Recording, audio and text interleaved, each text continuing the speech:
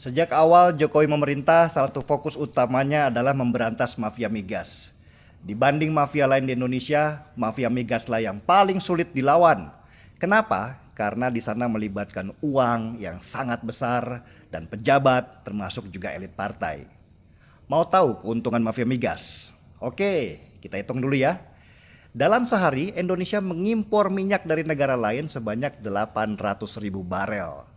Impor ini dikuasai oleh para mafia yang menjadi maklar dan mereka mendapat keuntungan sebesar 2 sampai 3 dolar per barel per hari.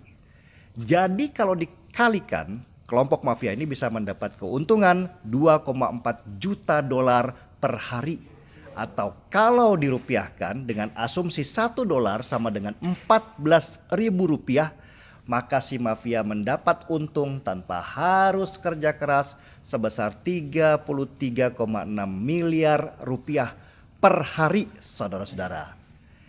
Kalau 1 bulan kita hitung saja 30 hari, maka si mafia migas dapat keuntungan 1 triliun rupiah per bulan. Dari keuntungan itu sebesar 30%-nya minimal dibagi-bagi ke banyak pejabat dan partai. Ini yang menjadikan si mafia migas kuat sekali. Siapapun yang mau menghancurkan mereka akan dihancurkan dulu dengan lobby-lobby politik. Jadi paham kan kenapa mereka pengen sekali Jokowi tidak jadi presiden? Kalau bisa, kudeta pun akan mereka lakukan, asal bisa terus berkuasa. Jokowi sudah menugaskan banyak orang untuk memberantas mafia migas itu. Tapi orang-orang itu ternyata ikut bermain juga. Lagian siapa sih orang yang tidak hijau matanya kalau dikasih gaji miliaran rupiah per bulan?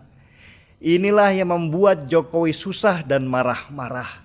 Sudah sejak 2014 dia memerintahkan basmi mafia migas. Tapi mafianya nggak mati, cuman ganti baju saja.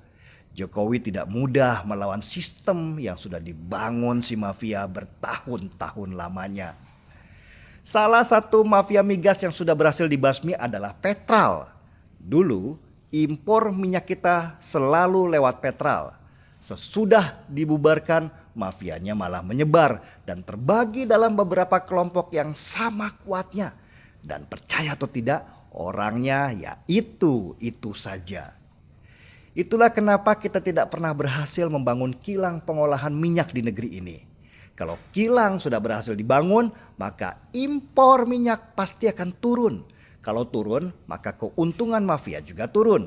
Ini yang tidak dimaui oleh mereka. Karena itu mereka melakukan banyak hal, mulai dari menyuap para pejabat supaya izin pembangunan kilang tidak keluar, sampai menakut-nakuti negara produsen yang mau investasi kilang di sini supaya jangan pernah mau jadi antek Jokowi. Selain itu, para mafia juga merencanakan kudeta seandainya Jokowi terpilih jadi presiden lagi. Dan kita lihat percobaan kudeta pasca pemilu 2019 lalu itu ada campur tangan dan dana dari para mafia migas dengan mengerahkan para kadrun-kadrun yang budiman untuk demo besar-besaran. Kalau bisa bikin chaos supaya Jokowi bisa diturunkan paksa. Sejak awal Jokowi tahu itu, tapi dia harus bermain cantik supaya nasibnya tidak seperti Gus Dur yang diturunkan di tengah jalan.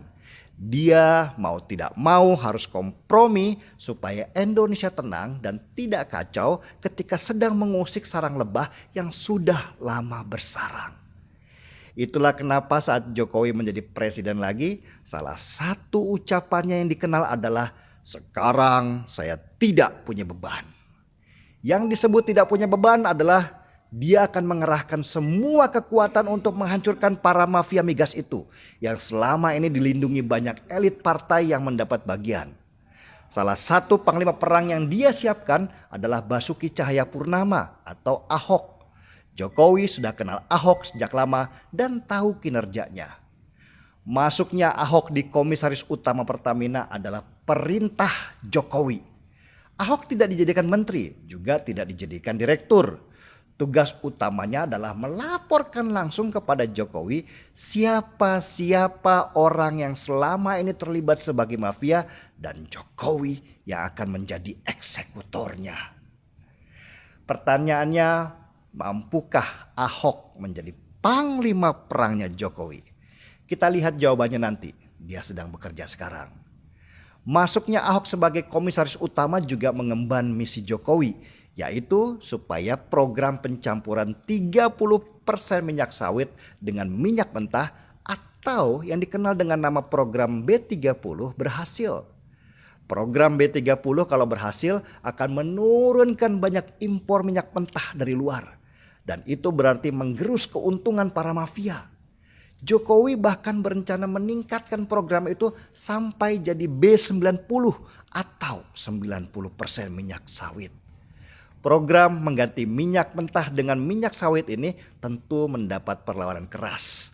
Para mafia migas membayar banyak orang untuk menyerang Jokowi dengan menyebarkan isu lingkungan.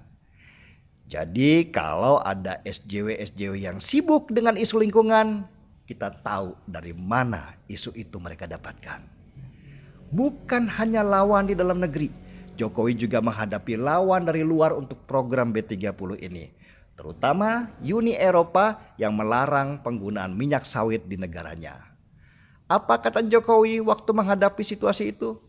Kita lawan mereka, katanya tegas. Jokowi memang tidak main-main dalam melawan mafia migas. Segala upaya dia lakukan, tapi tetap dengan main cantik supaya tidak terjadi kerusuhan. Jadi paham kan mengapa menjadi presiden yang benar itu tidak mudah? Harus ada skala prioritas dalam menentukan siapa lawan terkuat. Karena kalau musuh terlalu banyak dalam satu kesempatan, Jokowi bisa jatuh berdebam. Jokowi berpacu dengan waktu karena ada indikasi kalau para mafia migas mundur sejenak untuk mengatur kekuatan. Dan kekuatan mereka nanti ada di Pilpres 2024. Mereka sedang mengatur siapa calon presiden berikutnya yang akan merusak semua pekerjaan Jokowi sekarang dan menjadikan mereka berkuasa lagi. Saya tahu siapa calon presiden yang sedang dipersiapkan. Anda juga pasti tahu, yaitu dia yang sedang mempersiapkan narasi pribumi dan seiman. Markibong, mari kita bongkar semuanya. Kebetulan saya sedang di Selandia Baru, di Christchurch. Saya tidak punya kopi untuk diseruput, terpaksa seruput sirup dulu.